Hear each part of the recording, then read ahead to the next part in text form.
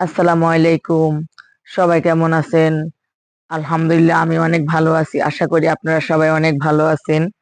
আজকে আমি আপনাদের জন্য নিয়ে এসেছি এমন একটা মজাদার খাবার, রুই মাছের কাবাব।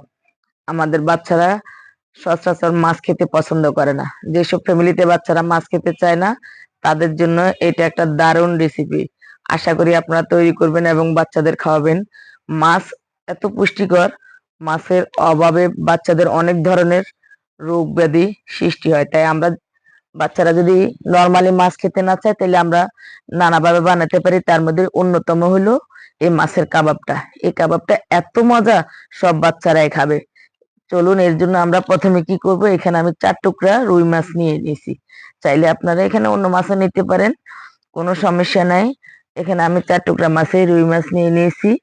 এই মাছগুলাকে আমি ভালো করে ধুয়ে, লবণ দিয়ে ভালো করে ধুয়ে নিয়েছি। এখন আমি একটু হালকা পানি দিয়ে 2 থেকে 3 মিনিট এটাকে আমি একটু সিদ্ধ করে নিব। সিদ্ধ করার সময় আমি একটু হলুদ আর লবণ দিব, কারণ এটা হলুদ, লবণ, হলুদ ছাড়াও কিন্তু আমরা সিদ্ধ করতে পারি, কিন্তু আসলে এটা আমার কাছে ভালো লাগে না। তার জন্য আমি একটু হালকা একটু হলুদ এবং লবণ দিয়ে সিদ্ধ করে নিয়েছি। এখন উঠিয়ে নিচ্ছি। এগুলা উঠিয়ে আমি ভালোভাবে কাটা ছাড়িয়ে নিব। যেহেতু বাচ্চাদের জন্য তৈরি করার উদ্দেশ্যে আমি এগুলা বানাচ্ছি। 1 নাম্বার, আমার নিজের বাচ্চায় কোনো প্রকার মাছ খেতে চায় না, তাই আমি মাঝে মাঝে তাকে এই টিপসটা ফলো করি, তাকে মাছ খাওয়াই। সে কিন্তু বুঝতেই পারে না যে সে কি খাচ্ছে। তাকে যখন আমি প্রশ্ন করি, বাবা তুমি কি খাচ্ছ, এটা কি বলো, সে বলতেই পারে না। এখানে আমি একটা বাটি নিয়ে নিয়েছি এবং কি কি জিনিস নিয়েছি সব দেখাচ্ছি। এখানে আমি কিছু কাবাব চিনি নিয়েছি, ব্রেড ক্রাম্ব নিয়েছি, এই কাশ্মীরি লঙ্কার গুঁড়া নিয়েছি, গোলমরিচ নিয়েছিলাম, ধনিয়া গুঁড়া, জিরা গুঁড়া, কালো গোলমরিচের গুঁড়া, হলুদের গুঁড়া, কর্নফ্লাওয়ার। প্রথমে আমি একটা বাটিতে সবগুলো আলু ভালোভাবে ম্যাশ করে নিব।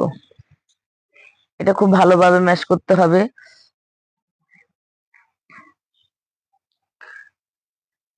আলুগুলা ম্যাশ হয়ে গেলে আমি এখানে কাটা বেছে রাখা মাছগুলা দিয়ে দিব।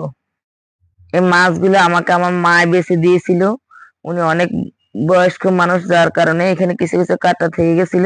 আমি কাটাগুলো খুব সাবধানে আবার সরিয়ে নিচ্ছি, কারণ আগে বলেছি আমার বাচ্চা কোনোভাবে মাছ খেতে চায় না, তাকে খাওয়ানোর এটা একটা আমার কৌশল। এখানে আমি অনেকগুলো পেঁয়াজ দিয়েছি, ধনিয়া পাতা দিয়েছি এবং কাঁচামরিচ দিয়েছি। এটা একটু ঝাল না হলেও কিন্তু ভালো লাগে না, তাই এখানে আমি 2 রকমের 3 রকমের মরিচই দিব। যেমন গোলমরিচ দিব, কাঁচামরিচ, এখানে দিচ্ছি কিছু কাশ্মীরি লঙ্কার গুঁড়া, দিলাম একটু হলুদের গুঁড়া, ধনিয়ার গুঁড়া দিলাম, হালকা একটু জিরার গুঁড়ি দিলাম। এখানে দিয়ে দিব আমি কিছু কাবাব চিনি দিয়ে দিচ্ছি। যেহেতু এটা আমি মাছের কাবাবে বানাচ্ছি, তাই আমি একটু কাবাব চিনি দিয়ে নিয়েছি। দিয়ে দিলাম কর্নফ্লাওয়ার। এখানে আপনাদের কর্নফ্লাওয়ারটা দিতে হবে, অন্য কিছু আসলে দিলে ভালো লাগবে না। চিনি, লবণ ইউজ করেছিলাম, সেটার কথা বলতে ভুলে গিয়েছিলাম। দিয়ে দিচ্ছি কিছু কালো গোলমরিচ। এই কাবাবটা যখন একটু ঝাল ঝাল হয় তখন খেতে অসাধারণ লাগে, যেটা বলে বোঝানো যাবে না। আশা করি আপনারা এই রেসিপিটা ফলো করে একবার বাসায় ট্রাই করবেন। আর আপনাদের যেসব বাচ্চারা মাছ খেতে পছন্দ করে না, বয়স্ক মানুষ যারা মাছ খেতে চায় না, তাদের জন্য এই রেসিপিটা একবার হলেও ট্রাই করতে পারেন। এটা আমি আমার শেপ মন মতো করে শেপ দিচ্ছি, আপনারা চাইলে এটা গোল শেপও দিতে পারেন, কোনো সমস্যা নেই।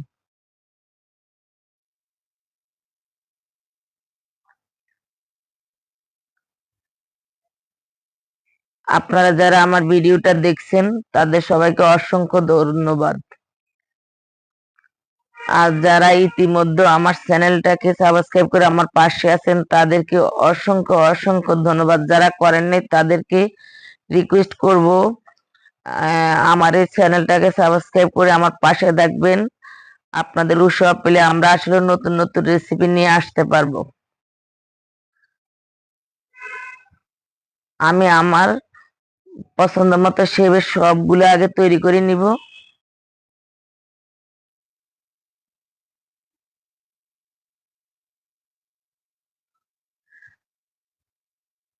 মাছের পুষ্টি গুণাগুণ যে কত বেশি সেটা সবাই আমরা মোটামুটি জানি। তাই এটা একটা ট্রিক্স আমরা ফলো করতে পারি বাচ্চাদের জন্য বা বয়স্ক মানুষদের জন্য। এখানে আমি কিছু ব্রেড ক্রাম্ব নিয়েছি, ব্রেড ক্রাম্ব গুলো আমি আমার বাসায় তৈরি করেছি। এর ছোট্ট একটা রেসিপি আমি আমার পেজে আপলোড দেওয়া আছে, যে বিজিহাম ব্লগে। এখন আমি ডিমে মধ্যে একবার ভিজিয়ে আবার ব্রেড ক্রাম্ব গুলা দিয়ে গড়িয়ে নিচ্ছি। এই ব্রেড ক্রাম্ব গুলো আমি আমার ঘরে নিজের হাতে বানিয়েছিলাম।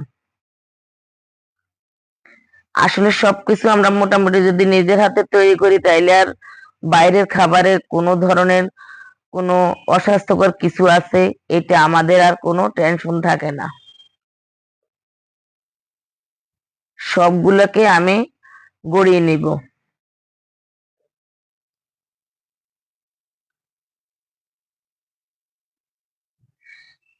এগুলা চাইলে আমরা ডিপে রেখে একটু শক্ত করে একটা বাটিতে পরে ফ্রিজিং করতে পারবো, আবার চাইলে সব ভেজে একসাথে খেয়ে ফেলতে পারবো। যেহেতু আমি এখানে অনেকগুলা করেছি, কিছু আমি ফ্রোজেন করে রেখে দিয়েছি এবং কিছু আমি ফ্রোজেন করতে দিয়েছি এবং কিছু আমি ভেজে নিব। ভেজে আপনাদেরকে দেখাবো যে এটা আসলে কত সুন্দর হয় এবং খেতে কেমন হয়, দেখতে কেমন হয় আপনাদেরকে দেখাবো। আশা করি আপনারা এই রেসিপিটা একবার হলো ফলো করবেন।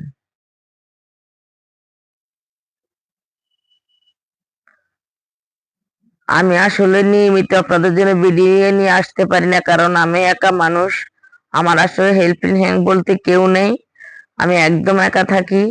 যার কারণে আমাকে অনেকগুলা কাজ করতে হয়। আমার যেহেতু বিজনেস আছে, আমাকে আমার একটা ছোটখাটো বুটিক্স ব্যবসা আছে, সেখানে আমাকে ফ্রোজেন খাবার, বিভিন্ন কাপড়, বুটিক্সের কাপড়, হাতের সেলাই, এমনি সেলাই মেশিনের অর্ডার সহ আমাকে অনেকগুলা কাজ করতে হয়। তা আমি নিয়মিত আপনাদের জন্য ভিডিও নিয়ে আসতে পারি না।